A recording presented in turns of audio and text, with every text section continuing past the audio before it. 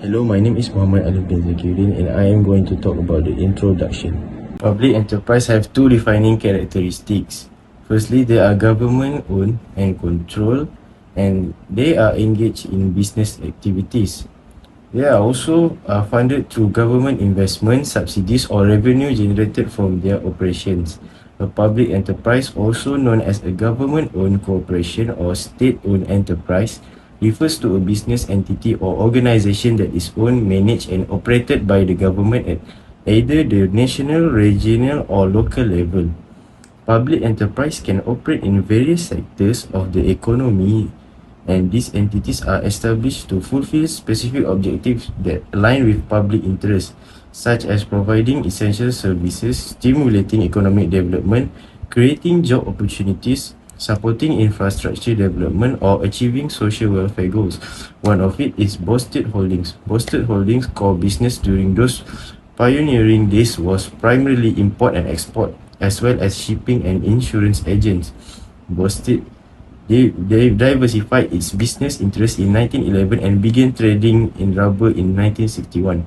In 1966, the entity changed its name to Boustead Holdings Berhad, and subsequently in 1976, the group became a wholly owned Malaysian entity. Additionally, its trading and industrial arm encompass various sectors such as heavy industries, pharmacy, and manufacturing. Hi, my name is Muhammad HAZIQ and my matrix number is 2022771543, and I will present about the discussion of new public management. So, new public management or NPM is a new approach that has been introduced to the public sector, especially due to the assumptions that the practices that the private sector and had made are better than the public sector. Therefore, to improve the efficiency and effectiveness of the public sector, it is required for them to adapt to the NPM's approach, which will be included and apply some of the management practices and skills from the private sector. According to HOOD 1991, there are 7 principles under the NPM as a reform to the traditional public management model, such as managerialism, performance measurement, output control, disaggregation of units, competition, private sector style of management, and discipline and parsimony in resource use. So the objective that relates to performance management is goal alignment, which is developing and communicating clear organizational goals and ensuring that individual and team performance objectives are aligned with these overarching targets. Next is employee development. That is, use performance data to identify training and development needs, providing employees with the necessary resources and opportunities to enhance their skills and capabilities. Lastly, recognition and rewards. Establish a fair and transparent system for recognizing and rewarding high performance, especially for the staff as well, the employee. For implementing new public management principles for enhanced service delivery, can transform the public enterprise by adopting new public management principles to improve service delivery, increase efficiency, and enhance responsiveness to citizen needs. By incorporating private sector practices, the organization aims to achieve a higher level of performance, transparency, and accountability. My name is AMIRIZAL Muhammad AFENDI, and I will continue this presentation with the issue number 1, which is the Littoral Combat Ships LCS scandal. The Littoral Combat Ships LCS is a project of Royal Military Navy's Fleet Renewal Plan, amounted 9 billion ringgit, awarded to Boustead Naval Shipyard Central Berhad (BNS) through direct negotiation by the Ministry of Defence in December 2011. The process of making the ships began in 2015, and the first vessel was expected to be completed and delivered by the BNS in April 2019, while the remaining vessel should be slated in 6-month interval period until 2023. But until today, not a single ship had been delivered yet. This negatively affect the Boustead holding Berhad as the parent company, as it held the largest share in the naval company with the majority of 68.85% of shares.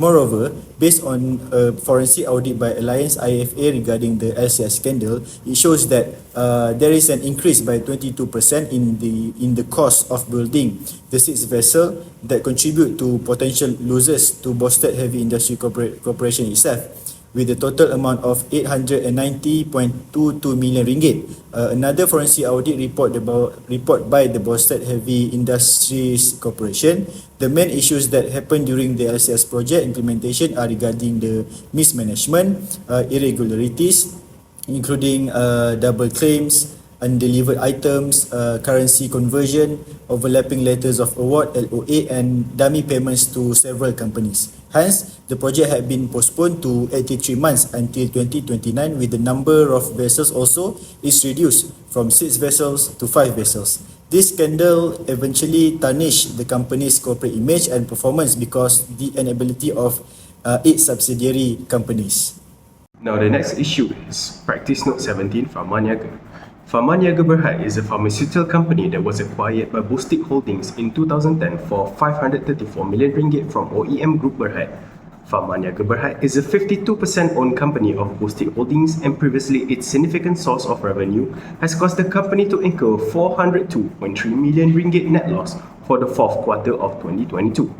The main reason for this staggering net loss is due to the 552 million impairment provision for Pharmaniaga's unsold COVID-19 vaccine that had been stored in their warehouse.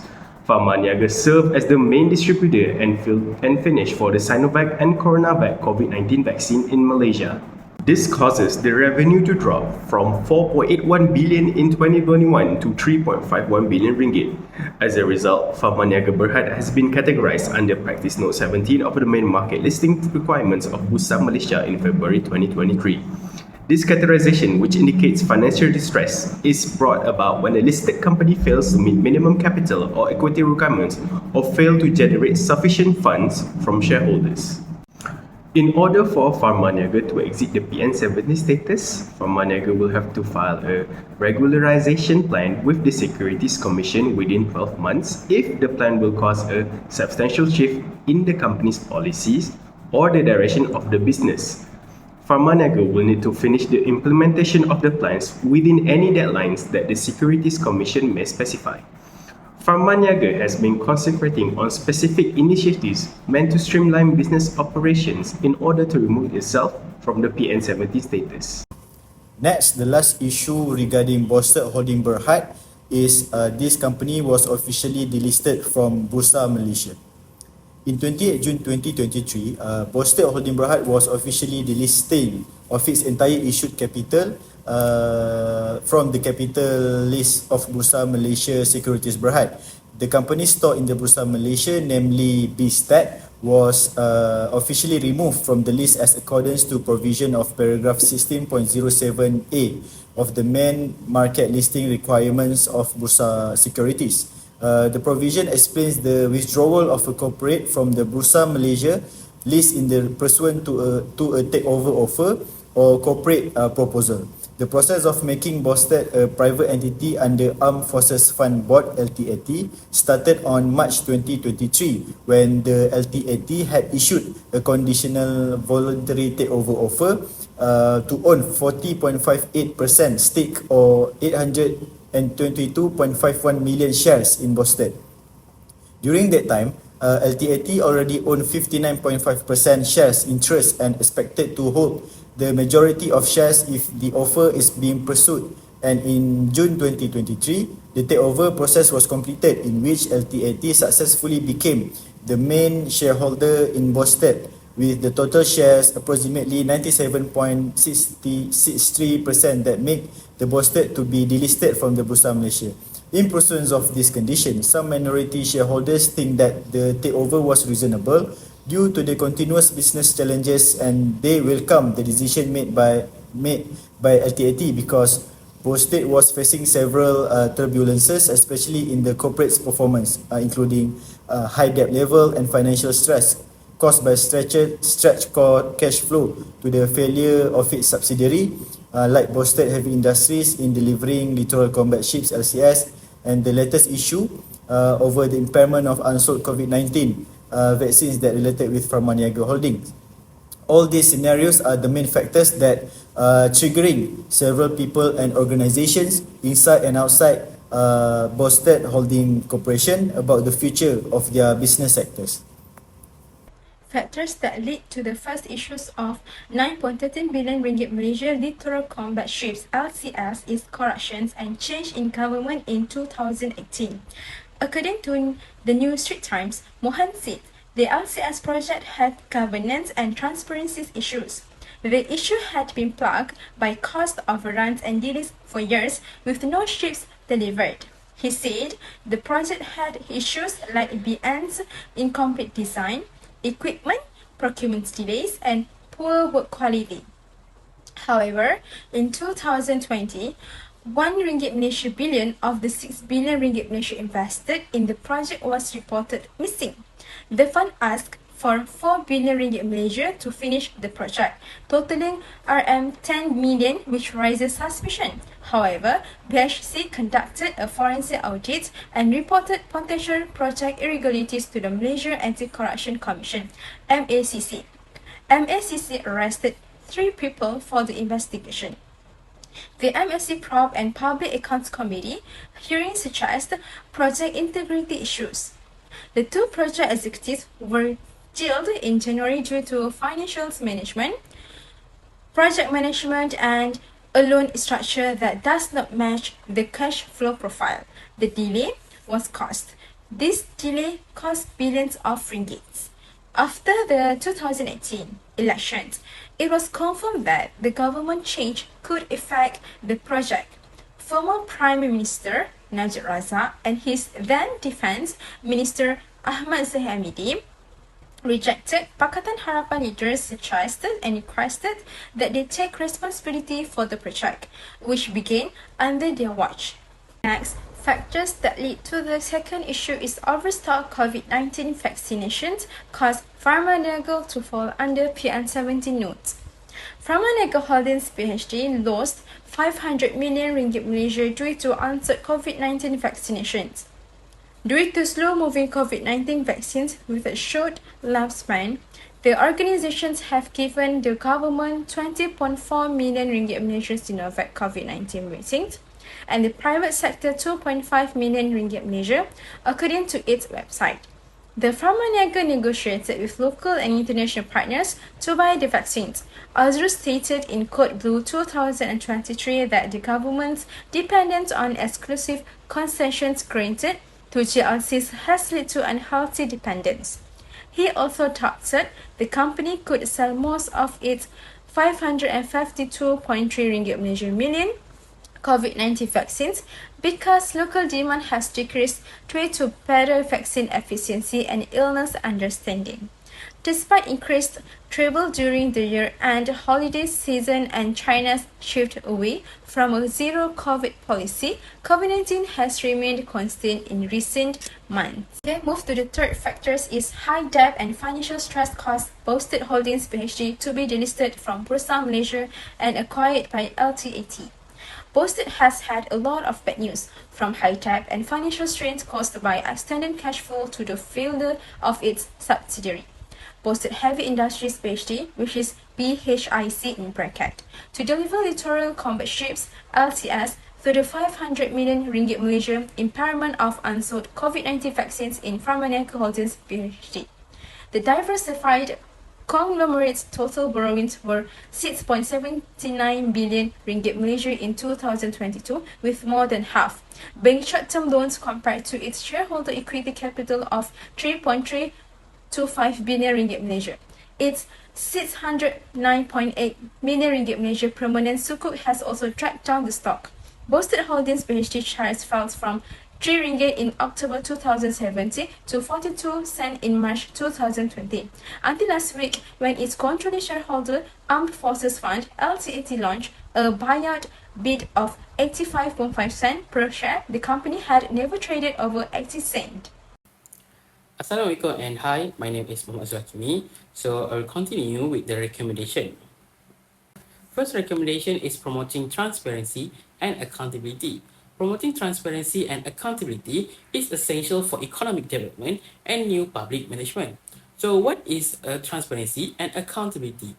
In organizational context, transparency is reflected by the policies or guidelines set by the organization, while accountability is the responsibility of individuals to be accountable for their action. Failure to apply transparency and accountability will lead to abuse of power and misappropriations of funds as happened in the LCS project. Therefore, a high level of auditing and internal investigation should be carried out. Internal audit and investigation functions provide independent assurance and help evaluate and improve governance, risk management, and control process in a systematic and disciplined way.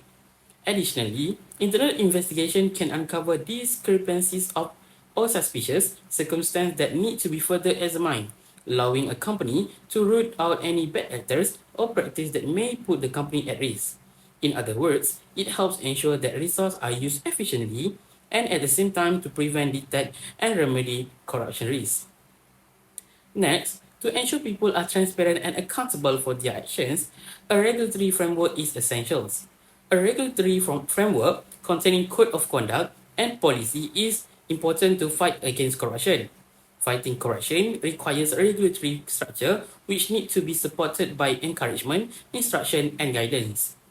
This framework must be empowered and followed by all employees in fostering the value of integrity, thus preventing corruption, especially in public procurement.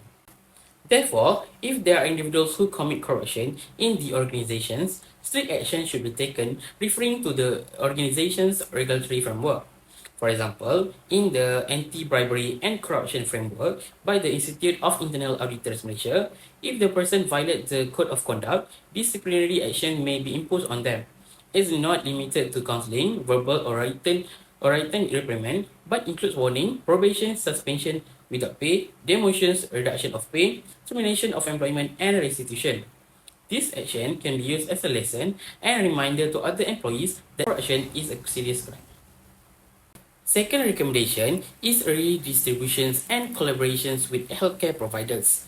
According to paper on vaccines cold chain management and cold storage technology, effective redistributions can address the challenge of vaccination program. Therefore, redistributing vaccines from places with high access supplies to areas with high demand may prevent wastage and guarantees that everyone has access to vaccinations.